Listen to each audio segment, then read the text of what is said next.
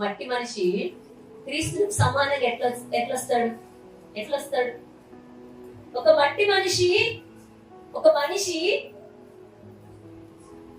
అది ఈ పాప లోకంలో ఉన్న మనిషి క్రీస్తులాగా ఎట్లా మారుతాడు? మనం అందరం మారుతామా? మనమందరం ఎట్లా మారుతామంటే ఆ మనస్సు మీరు పొందుకోండి. ఏ మనస్సు?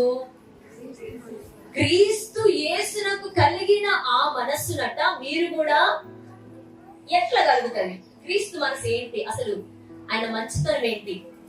అసలు ఆయనలో ఉన్న గుణాలు ఏంటి? అవి అమలారా ఇంక శ్రద్ధగా వినండి దేవుని మాటలు. ఆయన మంచితనం ఏంటి? అసలు ఆయన క్వాలిటీస్ ఏంటి? ఆ మంచి మనస్సు ఏంటి అనేది నేను మీకు చెప్తాను, చాలా జాగ్రత్తగా వినండి. ఇప్పుడు మత్తయి సువార్తలోకి రండి, 14వ అధ్యాయము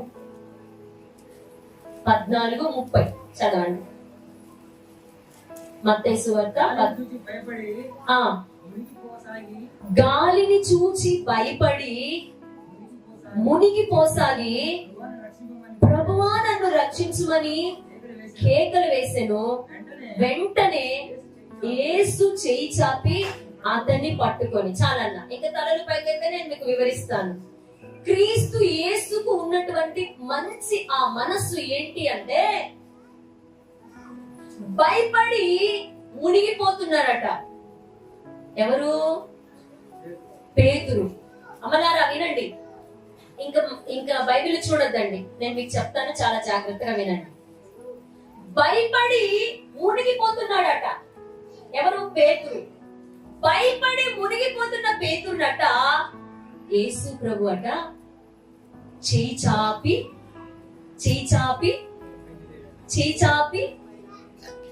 ఇప్పుడు ఆయన స్వభావం ఏంటి? ఆయన మంచి మనసు ఏంటి? ఆయన ఒక మంచి మనసు ఏంటంటే భయపడుతున్నటువంటి వారిని ఇట్లా సత్యం భయపడి గడగడ మునిగిపోతున్నాడు. గాలిని చూసి ఏం కాదులే, ఇట్లా చేయి పట్టుకొని లేపి ఏం కాదులే అని చెప్పి ఏం కాదు నాన్న అని చేయి పట్టుకొని పైకి లేపి అతన్ని రక్షించాడట. హల్లెలూయా. అతన్ని రక్షించడమే కాదు, అతనికి ధైర్యం చెప్తున్నాడు.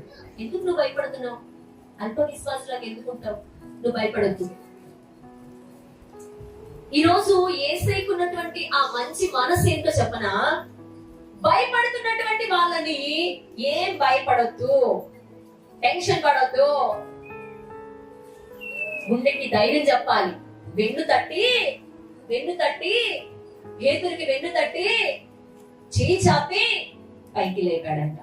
ఈరోజు క్రీస్తు యేసునకు కలిగిన ఆ మనస్సు మీరు పొందుకోవాలంటే, మనం ఏం చేయాలంటే, ఆ మనసు మనకు రావాలంటే ఎవరైతే కలవరపడుతున్నారో, భయపడుతున్నారో, గాలి అంటే సమస్యలను చూసి, శ్రమలను చూసి,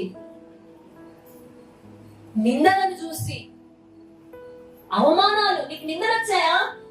నీకు అవమానాలు వచ్చాయా? నీకు కష్టాలు వచ్చాయా? నీకు బాధలు వచ్చాయా?